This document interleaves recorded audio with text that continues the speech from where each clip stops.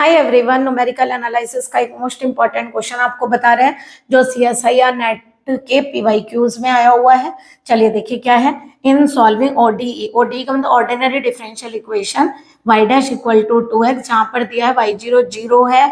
आपको Euler's method apply करके बताना है कि ट्रेट yn की वैल्यू क्या होगी, इनमें से कौन सा फार्मूला सही है। ठीक है, तो सबसे पहले बताइए y डैश का मतलब क्या है, dy बाई dx। दूसरी बात, कंडीशन में इसको क्या बोलते हैं, एक्स नॉट, इसको वाई नॉट। दैट इज, इसका मतलब एक्स नॉट की वैल्यू 0 है, वाई नॉट की वैल्यू भी 0। आप लोग जानते हैं x1 को क्या बोलते हैं, एक्स नॉट प्लस एच, यानी 0 प्लस एच, यानी कि x1 की वैल्यू कितनी है, h। ओके, y1 की वैल्यू निकालने के लिए आप लोगों को यूलर्स फार्मूला आता है yn plus 1 is equal to yn plus H F X N yn। अगर हम फर्स्ट इटरेशन में n को 0 रखें तो बताइए क्या होगी, y1 की वैल्यू फाइंड कर सकते हैं x0 y0, तो y1 equal to y naught की वैल्यू हमारी 0 है, h है क्योंकि h गिवन नहीं है, f x नॉट 0 है, y नॉट 0 है।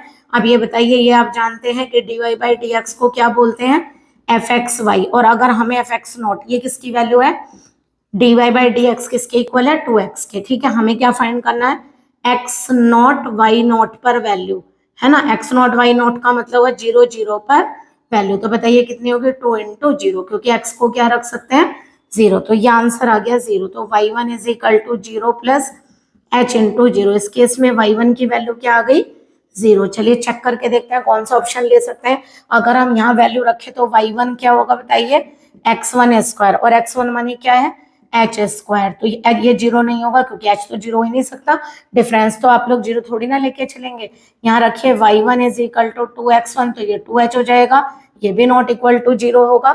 जरा यहाँ रखिए y1 कितना होगा, x1 इंटू एक्स नॉट, और एक्स नॉट की वैल्यू क्या है, 0, तो ये 0 हो गया। यहाँ भी रखिए y1 इक्वल टू कितना हो गया, एक्स नॉट प्लस कितना हो गया, x1, ये 0 है बट x1 की वैल्यू h है, h, तो यानी कि केवल एक वैल्यू 0 है। इसका मतलब ऑप्शन कौन सा करेक्ट है, yn equal to X N into X N minus 1। तो देखिए कितना इजी हो गया।